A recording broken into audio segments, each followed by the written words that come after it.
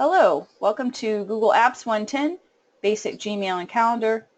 We're going to go ahead and hop in. First thing I'd like to talk about is using Google Chrome as your preferred browser. Now, depending on your organization, you may not have Chrome, and that's fine. You can use Google Apps on any of the different browsers that are out there. But Chrome is preferred because obviously that's a Google product. It's created to work with the Google applications. If you're using Chrome, you can right-click on a tab and choose Pin Tab. And pinned tabs cannot be X'd out of. You see what I mean? That leaves it open on your desktop or laptop. And on other tabs, you can move them around. You can also grab a tab and pull it away from the main window. It just becomes its own instance or window of Chrome. You can do that with your pin tabs as well, or you can squeeze them back in there as long as you have a hold of the tab. All right. Now, one of the biggest questions that people have when they first start using Google for work is, well, what about my personal account? You probably noticed that you can't be in more than one account in the same window or instance of Chrome. Now, there is an option to add an account right here, add account. We do not recommend that for managing multiple accounts. Now, I'm not talking about a delegated mailbox where multiple people manage it and you're just one of them, okay? That's what these are. This would be, but this is where it shows up if you add an account in this way.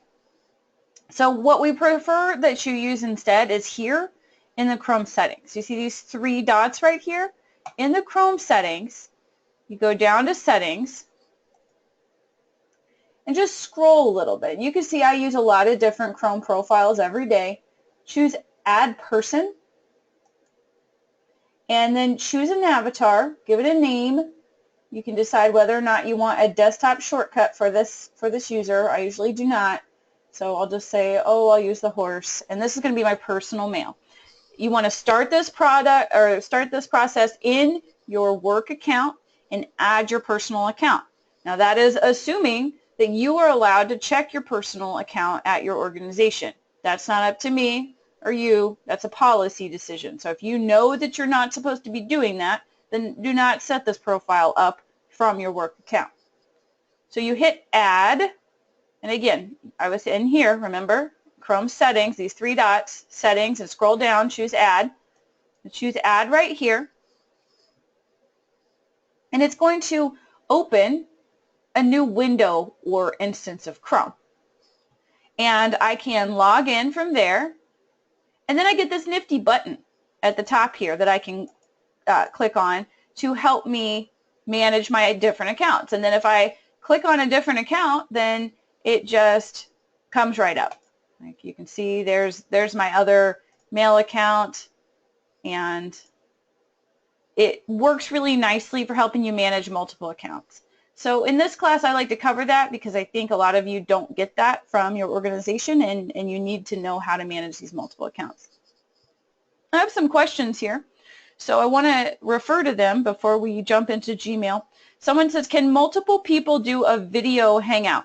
Yeah, they can. Your chat's down here on the left. You can have a multi-person chat. So let's say that I want to have a conversation with David, and then I want to add let's say Oya. We can have a multi-person chat, and then I could also have a multi-person hangout if I press this video icon right here. So you put them in the chat, you press the video icon, it will call all of them. Once you're in the Hangouts window, you also have an option to add people in from there.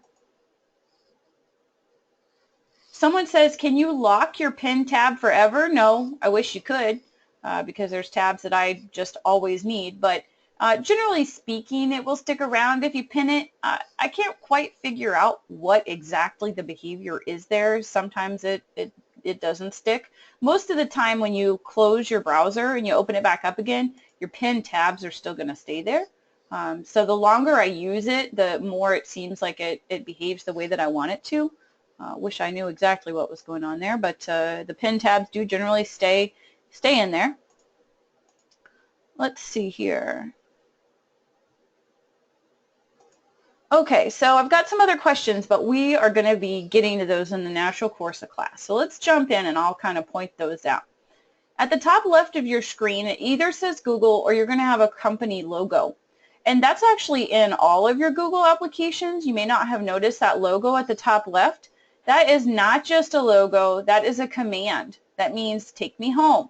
So in all of your Google applications, this will take you home, which in the case of mail is of course your inbox. In the case of calendar, it's going to take you of course to today, right?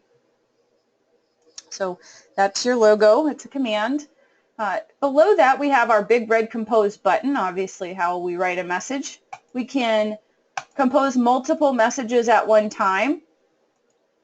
If you expand this, it'll be full screen. If you hold Shift before you pop that message out, see how it says it when I hover over this arrow? If I hold Shift, watch what happens.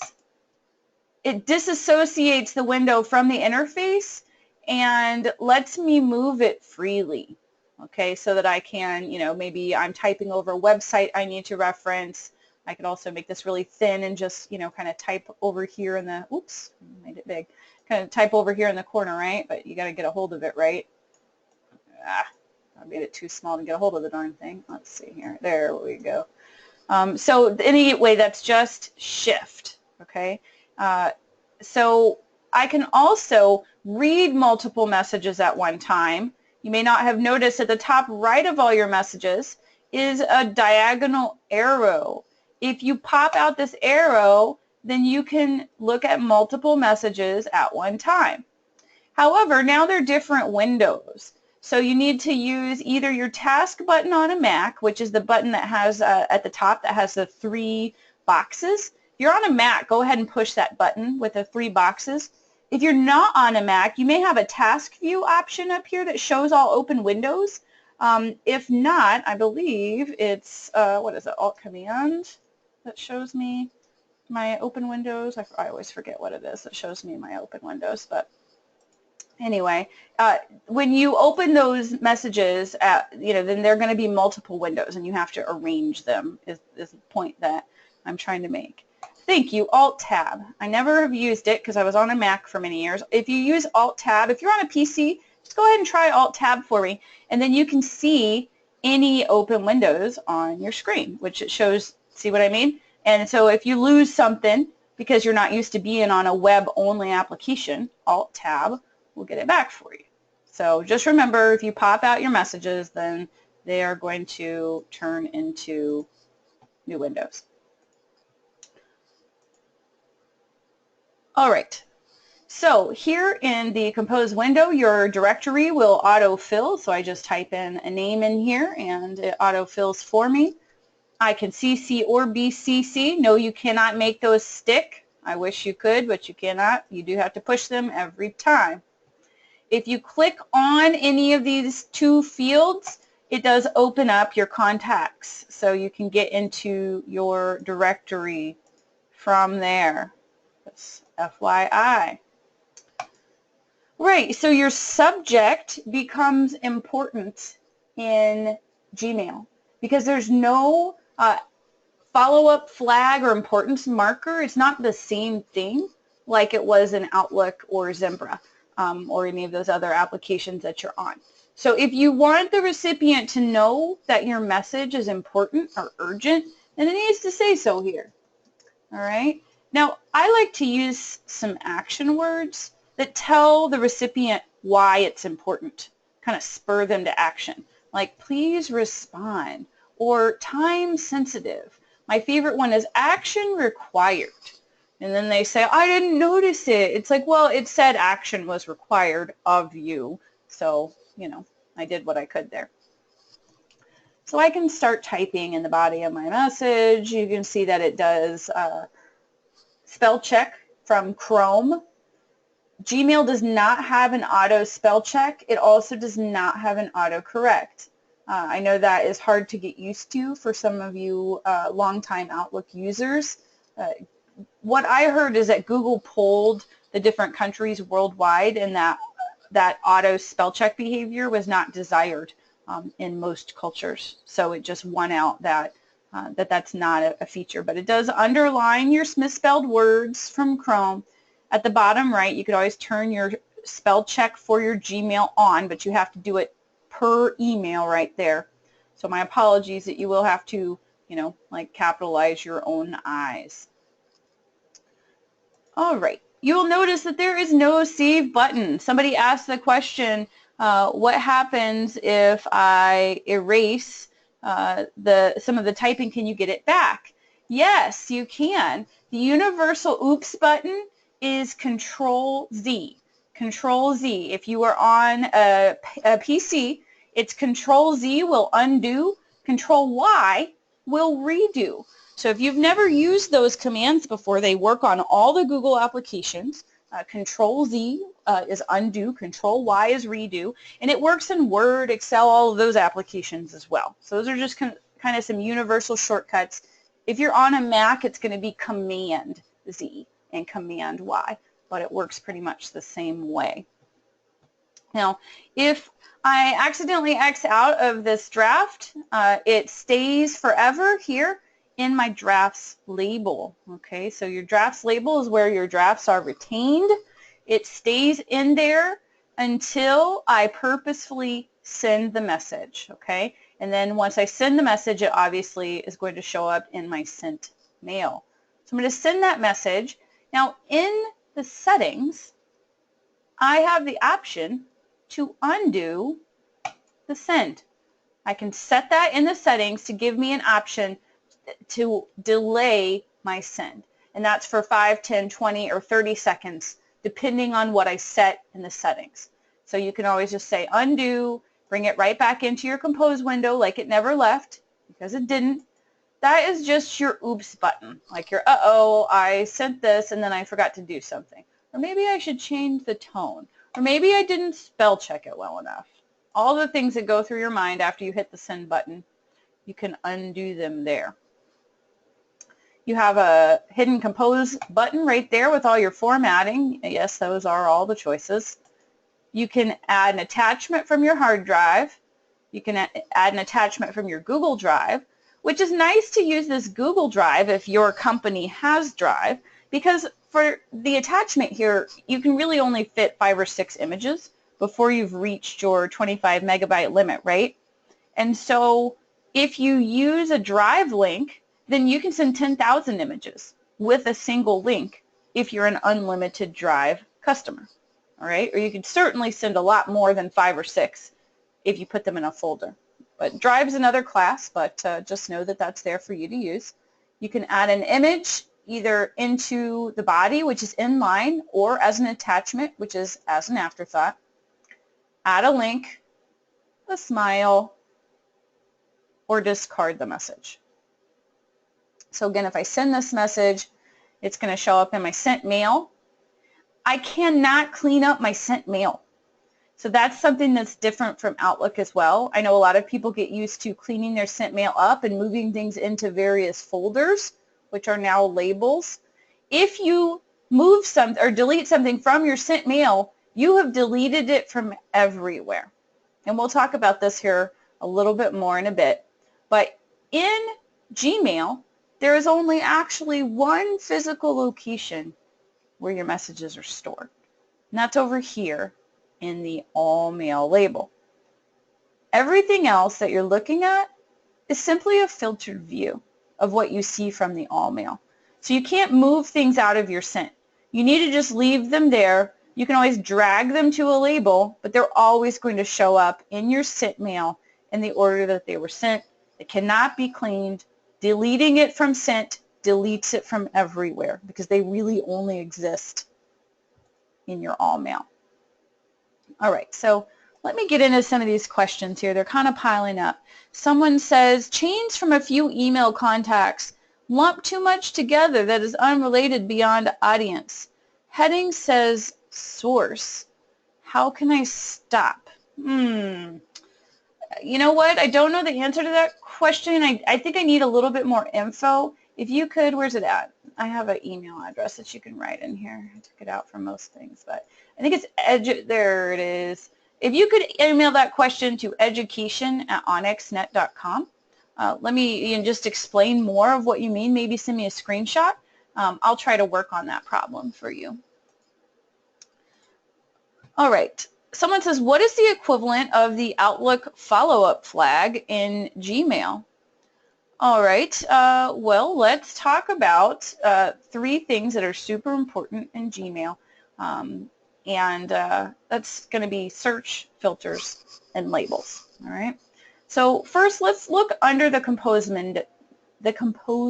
window or menu. Sorry, compose button. Let's call it a button.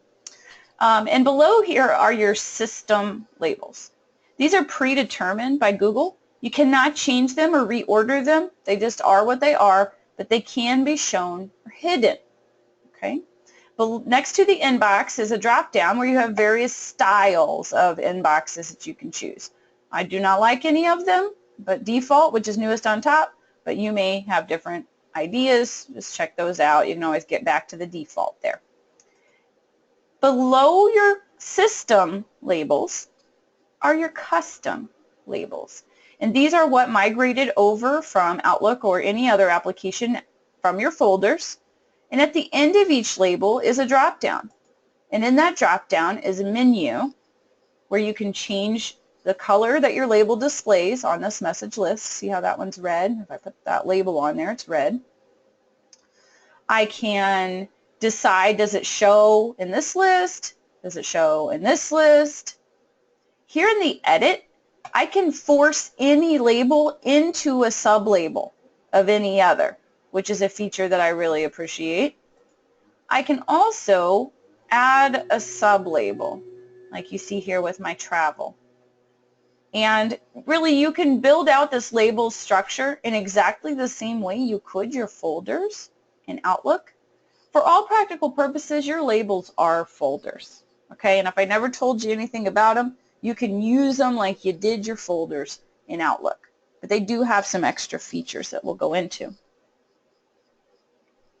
Oh, and someone says, can you please show me how to open multiple mails at one time again? Sure. You just open these little arrows right here at the top right. And I apologize, I suddenly have someone with a leaf blower outside my window, so I hope it's not too loud for you. All right, so it's just this diagonal arrow at the top right of your messages, okay? All right, so we've looked over here at the left. This is your logo to get you home, your compose window, your system labels, your custom labels. Down at the bottom of that is a more menu, which doesn't look very important, but there's some important stuff in there. And like any labels that are hidden, my all mail folder. Again, my all mail folder is the only physical location where mail is stored. So let's talk about a little analogy that helps you understand this. In Outlook, messages come into your inbox where they're stored until you parse them out to some other folder. So you either put them in the delete or you put them in a custom folder, right? And then they live in that custom folder. That's where they go. So most of your emails in Outlook are going to live in your inbox until you put them somewhere else. So we find people who have been on Outlook for a long time have, 20,000 emails in their inbox, which is a confusing place to be. In Outlook, you have in Gmail, you have a secondary location called your all mail. And this is actually where your mail is coming in. Every message piles into the all mail. If it's new and hasn't been touched yet, it gets slapped with an inbox label. So every label is simply a filtered view from the all mail, including your inbox. You just don't notice because when you're on a label, you don't see that label on the messages. So, but I can see here that this one's in the inbox. When I go to the inbox, it turns red and it doesn't show it to me on there. So anyway, in that More menu is where you can manage your labels. So what do I want to show or hide over here on this left-hand side? No, you can't expand this. Wish you could. And I can create a new label right from there. So let's just create a new label, and we'll call it Joseph.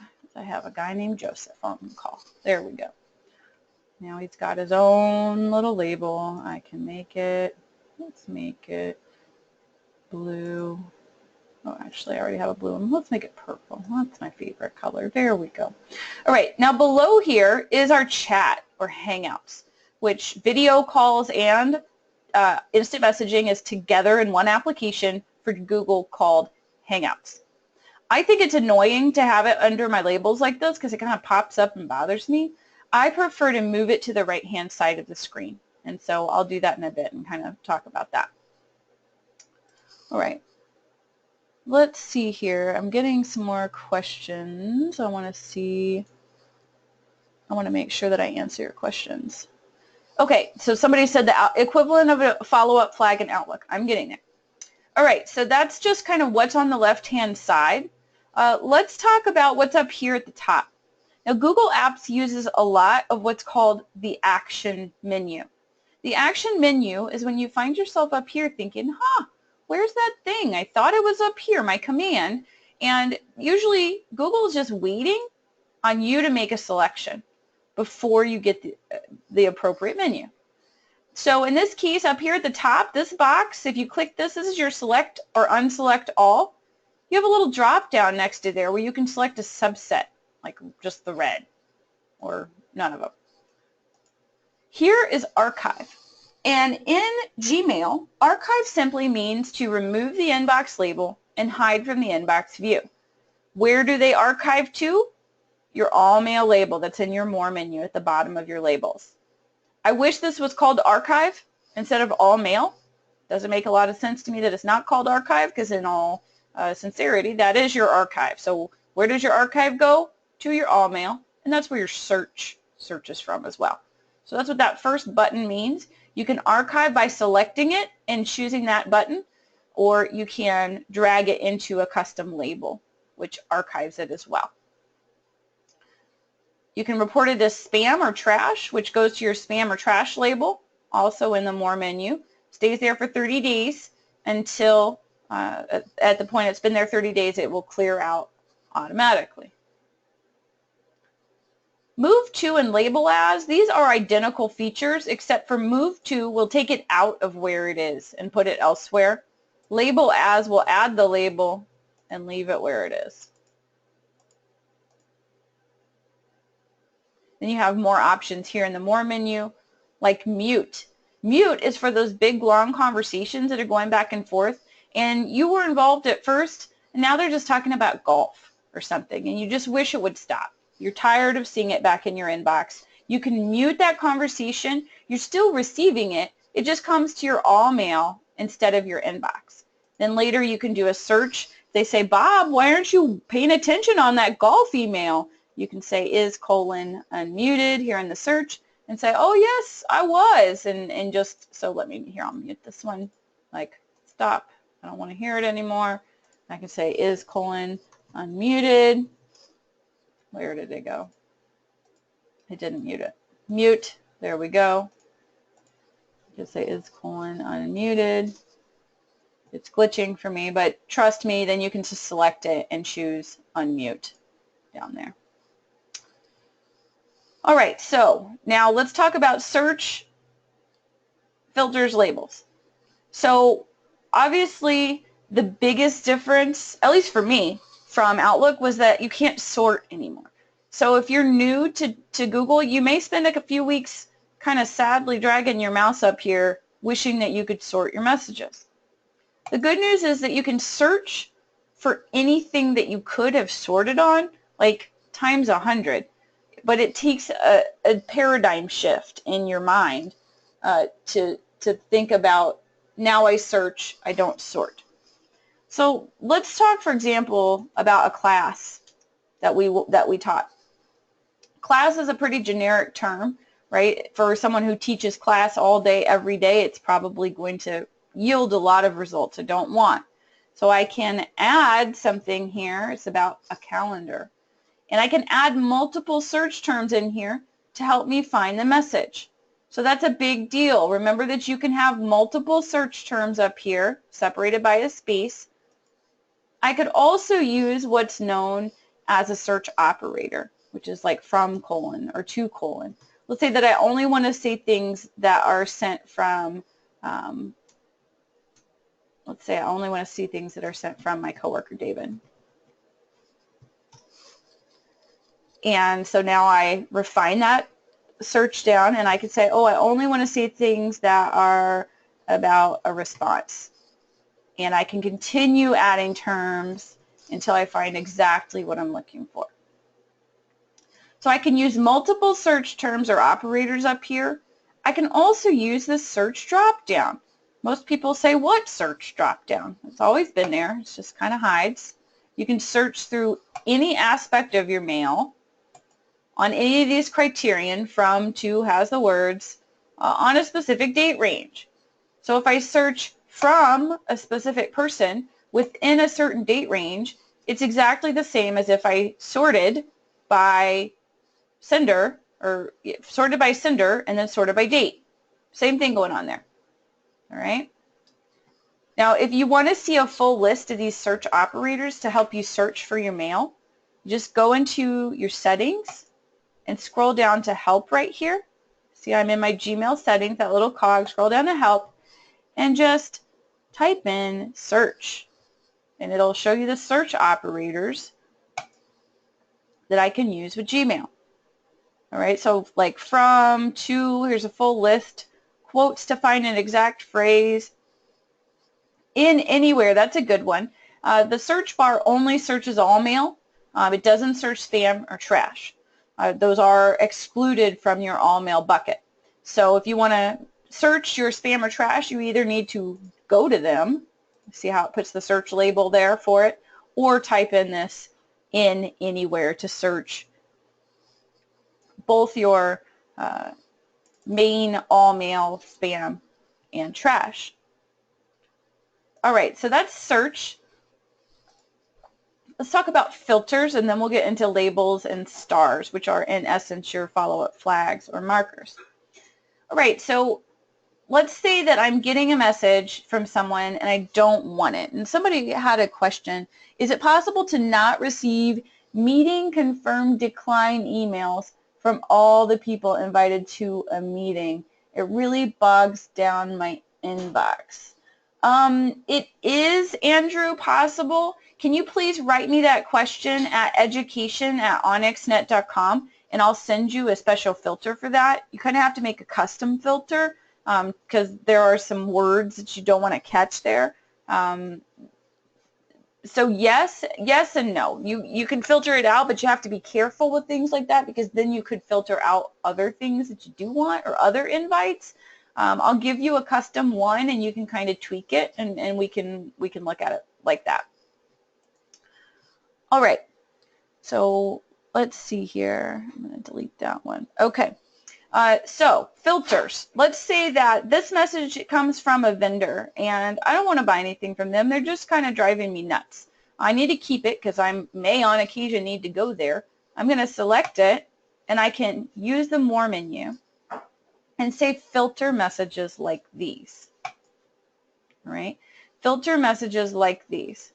Or I can just start with a term or a certain email here. Like maybe I just want anything that comes from my coworker David to go into the Ginsen label. Just skip the inbox, go straight into the label. So I can either select it and go to More, or just type it up here, use my drop down and choose Create Filter with this search.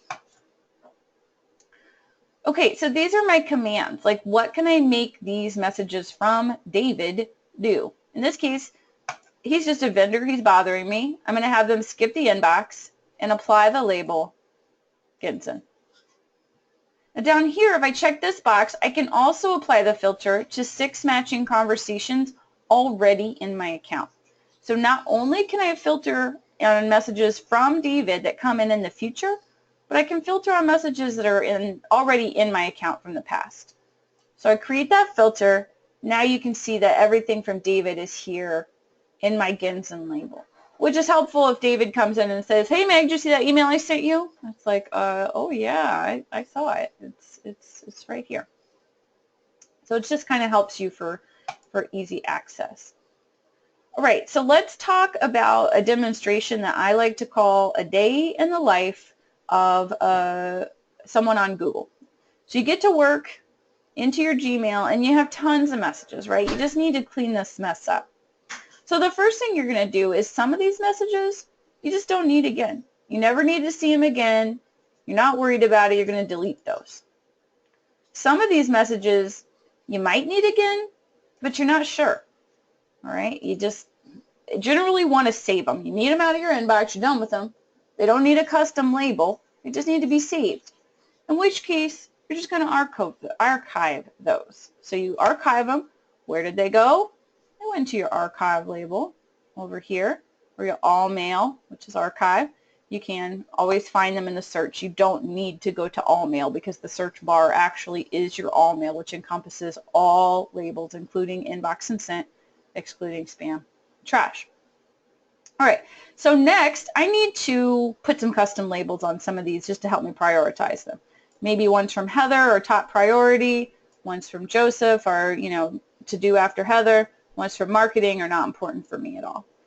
I can put multiple labels on the same message. Maybe this has to do with Joseph, Heather, and David, and marketing all at the same time. So I can drag them from left to right. I can also drag messages from right to left to archive them into the labels. Then I could, of course, find them here in the search or in the label where I archived it. This gives me multiple points of access for those particular messages.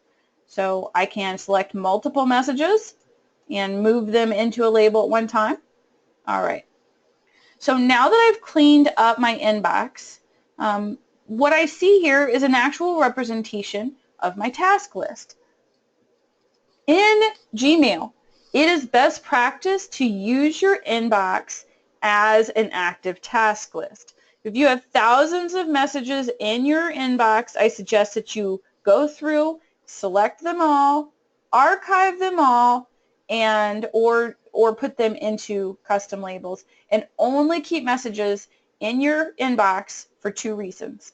Number one, you haven't read it yet. Number two, it contains some task that you need to perform that you haven't done yet. And so now I need a further way to organize these emails, which represent my tasks. Because you don't have the same kind of dismissal task list that you had in Outlook. I use my Gmail as that, and I use these stars. Now you're only going to have one star, and that's a yellow star. But in the settings, you can get more, and then every time you click, you get a different star. Now these stars do not mean a thing. They are completely meaningless. It's up to you to decide, do you want to use these stars? What do you want to use them for? There's no legend or whatnot. You'd have to make that. I'm going to tell you what I do with the stars in hopes that it will inspire you to create your own system and be more organized in your inbox. So remember, when you're cleaning up, first you delete anything you don't want. Second, you archive anything you just generally need to save. Third, you either label things or archive them into labels that need a specific point of recall.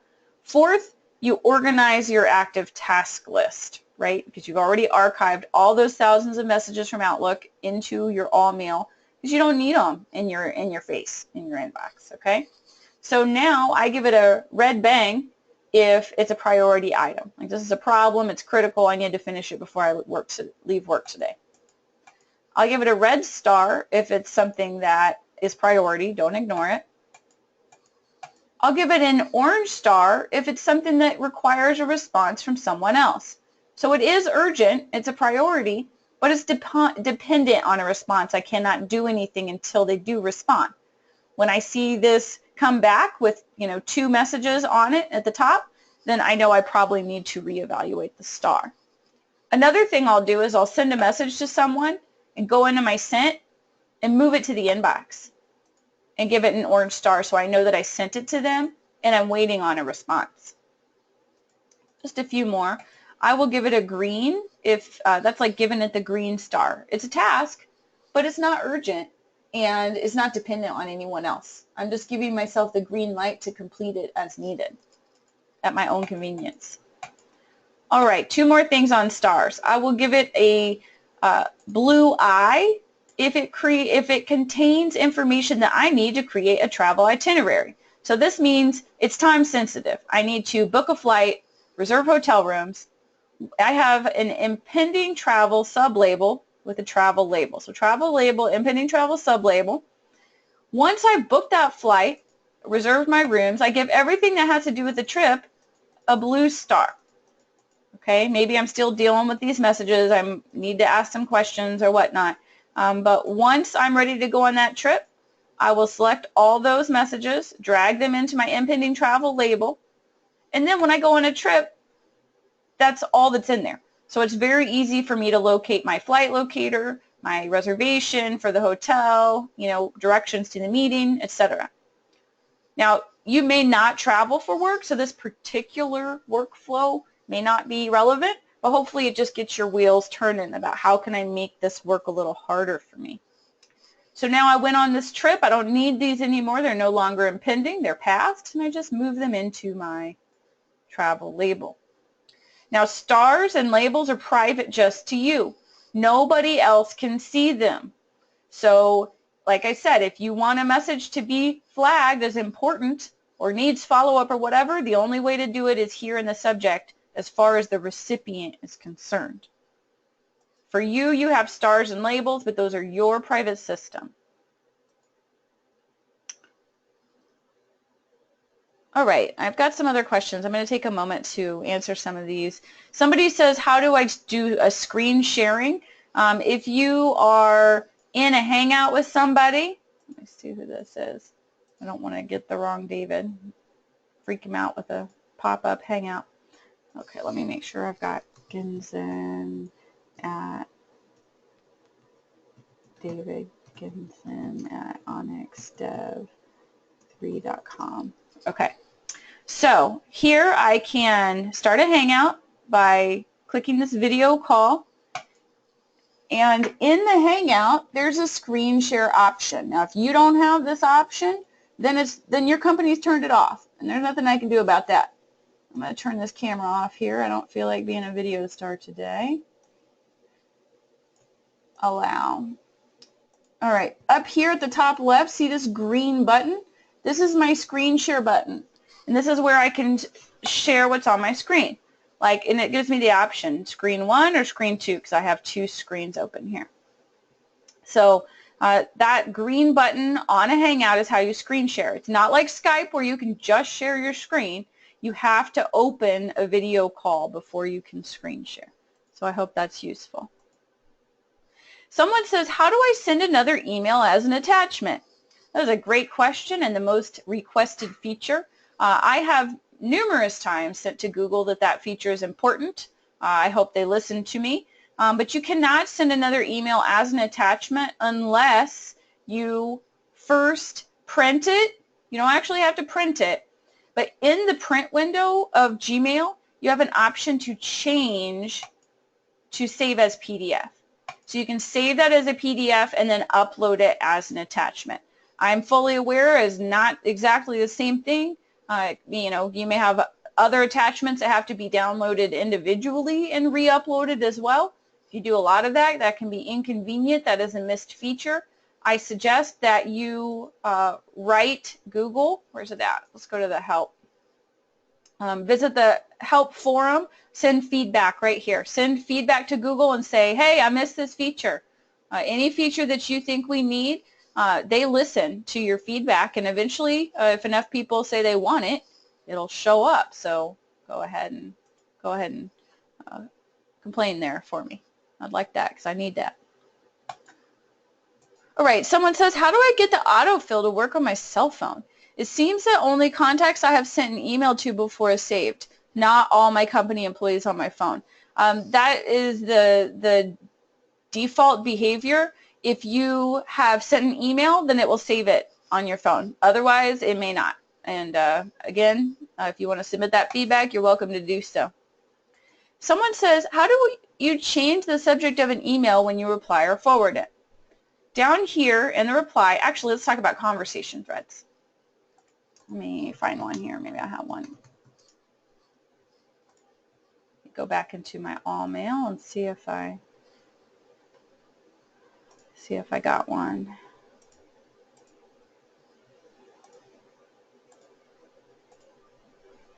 What happens when I get crazy archiving stuff? All right, so you can see on the left here there are numbers after each label. That's the number of unread messages or unsent drafts in that particular label. On the right, this is the number of times that a message has gone back and forth between myself and the specific sender.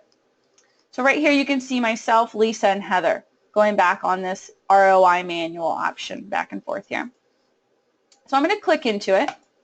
The message on top is always the original or oldest message. No, you cannot change it. Yes, I think I liked it better when it was on the top and you could respond right to it. You get used to it in this fashion, but again, go to your help and scroll all the way down. Send your feedback that you'd like it the other way. I have sent that feedback to Google numerous times, and like I said, eventually they do change these features if enough people say they want it. But for now, this is how the interface works. Oldest or most original message on top. It goes forward in time. So this is the next message, next message, so on and so forth. The most recent message is always at the bottom. That is also the one that you reply to. When you reply, it's only replying to the first sender of this last message, unless you choose reply all. If you choose reply all, it is still only replying to all the people on this message. It is not replying to everyone on the entire thread.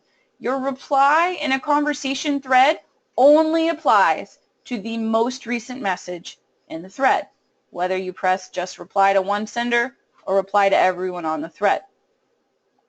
When I reply, I have these three dots right here, trimmed content. If I expand that, then the entire contents of all the messages above are listed in that trimmed content, just like in Outlook, and I need to select it all and delete it out if I don't want that there.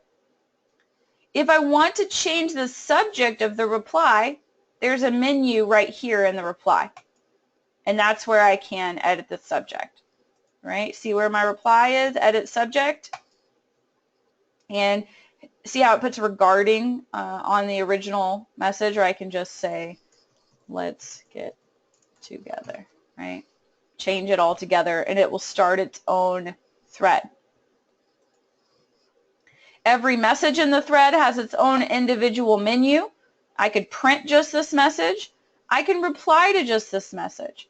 If I choose to reply earlier in the thread, then here in my trimmed content are only the messages above and none of the messages below, because I chose to respond earlier in the thread.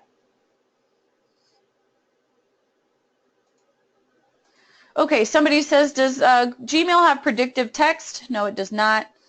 Where do you find the settings? They are over here at the top right.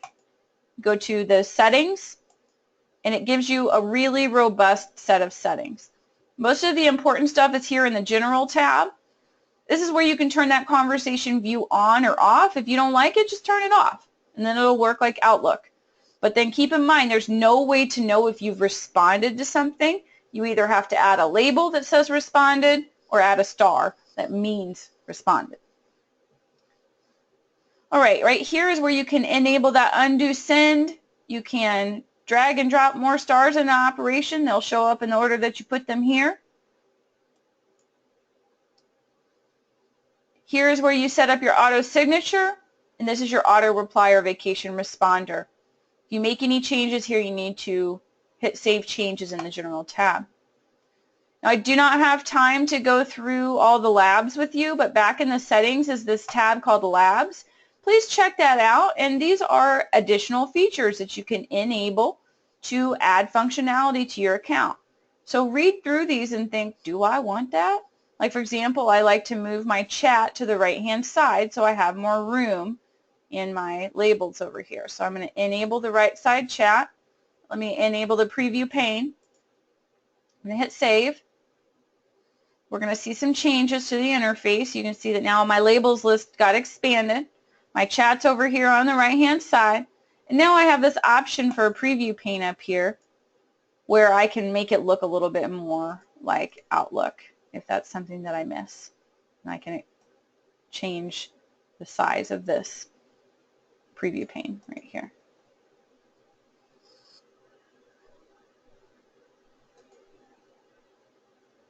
Someone says, is it possible to recall an email once you've sent it, or is it just undo for max 30 seconds? You cannot recall an email. That is not a feature. It's only that delayed send. And again, all of your settings are over here in this gear at the top right. Go to settings. That's where your delayed send is in there.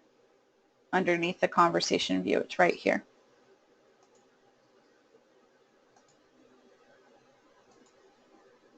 Someone says, I have thousands of emails in my inbox. How do I clean it up? So again, I would archive those. Just go through, select them all, archive. Select all, archive. I mean, it might take you a few minutes if you got 13,000 of them, but eventually they'll all get archived into your all mail. They're saved. And you can kind of go through them at your leisure. Get them out of your space there.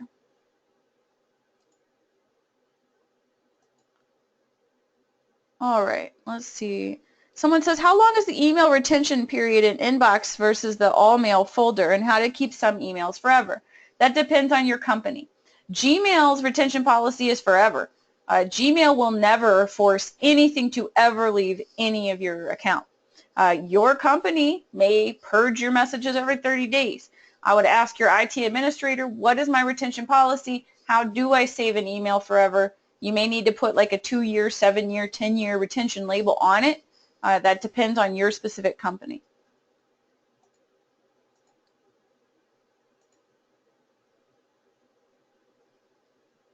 Somebody says, how can I make emails with a specific label not visible in general inbox view? Again, that's going to be that filter.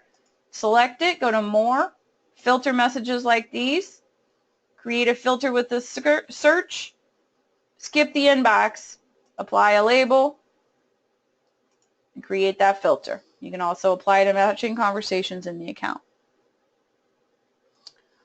All right, so we're going to have to move on to calendar. I know that I spend the majority of this time on mail, but I think that's more important. Calendar is very easy to use. So let's move into calendar.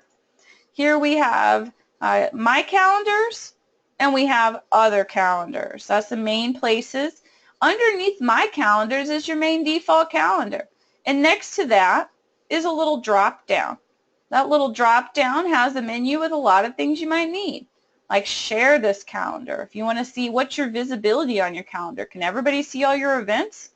Go to my calendars. Underneath there's a little drop down next to your name. Share this calendar.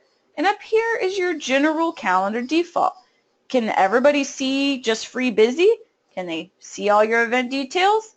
That's up to you. You can set your whole company just to see free busy.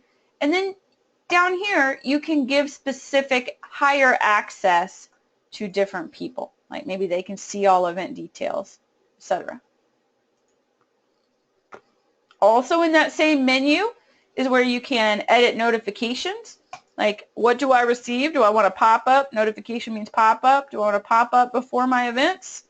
Do I want to be notified of new events, changed events, etc.? So again, good stuff in that little drop-down. Now, my calendars are calendars that I can view and modify. Other calendars are calendars I can simply view. So let's just put me in there. Looks like I'm in Disneyland next week. Let's try this week. Still busy, but not as bad. All right, so I can see here when this other person is available. Notice how it shows me all my events. Let me take off some of these other ones that I have. Shows all my events in a solid color. It shows other people's events in a striped color, and I can't see their details. I can only see free busy. So now if I want to see people's availability, I'm going to say new work event and hit create. So I go in here and I add my guests. If I want to see everybody's availability, I need to go right here next to event details. This is the most important part of the calendar. Most people don't know about it. It's right next to your event details, find a time. Everybody see that? Find a time. That's where I can see a side-by-side view of whose calendar is busy. You can see here that we're all free at 2 p.m. in this time zone. I could go, say let's look at tomorrow instead, or I could look at the whole week. So again, busy on this day, but looks like we all have some time right here in April. Now, you cannot forward an event invite to others. I mean, you can, they just can't add it to their calendar from there. That is not how you invite people to an event. You must invite them here in the guests. Okay, so that behavior from Outlook where you used to be able to forward an invite, it does not serve you well in Gmail, so stop doing that. You must add them as guests. The default is that anybody can add anybody to an event, so that usually right here is the case unless you uncheck this. That's where you invite your guests. The propose new time feature, that's not a thing. You have to use this email right here. So just email the participants and say, propose a new time. Same thing. Hey, I need to propose a new time for this. This isn't working. It's not exactly the same feature, but it will serve the same function.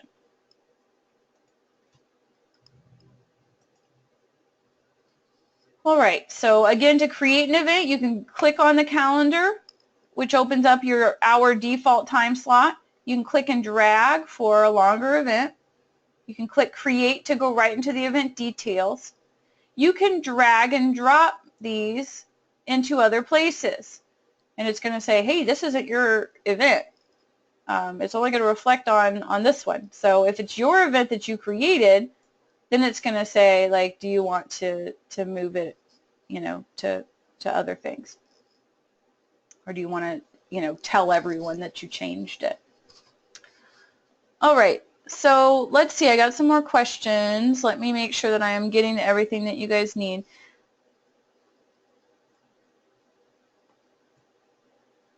I think I've covered most of these. How long does the email stay when archived? Forever. How do you make a group email? Right here in your mail menu above the compose window, you can go to contacts. Contacts. Oops, looks like they got a whole new contacts here. Let's see. Not been in this one. You go to, let's see here, the plus, I imagine. Let's see here. Sorry, they changed this interface on me since the last time I taught this class. How do I get my new group here?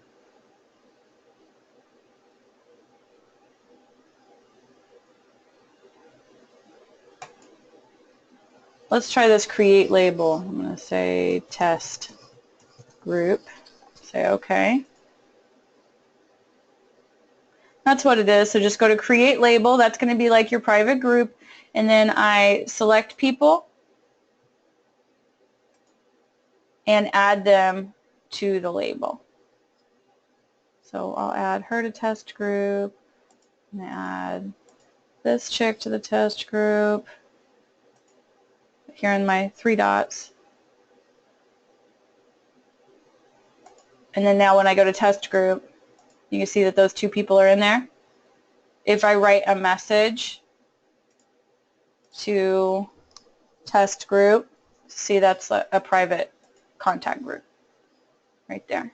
So again, go to your contacts, create a label, and then you can add people in these 3 dots to that label and then use that as a private contact group. Someone says, how do you remove something from archive? You simply delete it. You can just look for it up here and then select it and delete it, and it goes to your trash.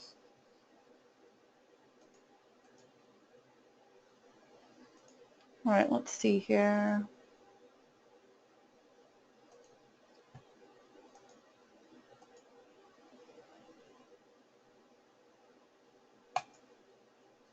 Oh, and somebody said I need to find is muted. Is muted, not unmuted. So find the ones that are muted. If I mute it, then I look for is muted. It'll show me what's muted, and I can unmute it. I love that mute function. It's like, shh, stop sending this to me. All right, somebody says again, how do you change the star colors? You have to put them in the settings, and then you just click through. Every time you click it, you get a different color.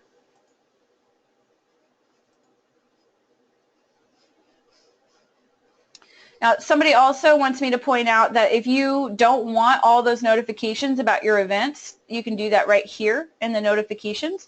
That's also true. I think somebody was more looking to filter out a specific set of notifications, but if you just don't want those meeting notifications altogether, you can just turn that off right here, but then you will not be notified in your email, all right? It will only show up in your calendar.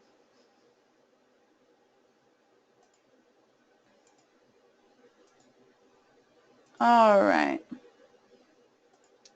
I'm trying to get to all these stars, but I've got hundreds of people on here today.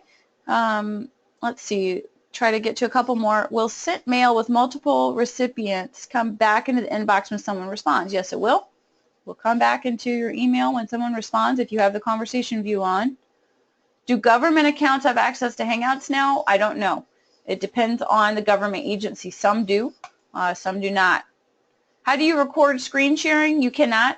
Not in Hangouts, not yet, although it is a feature that's on the way. Someone says, when you save it as a PDF, where can you find it so you can attach it? You can find it in your downloads. You should be able to find it in your downloads. All right.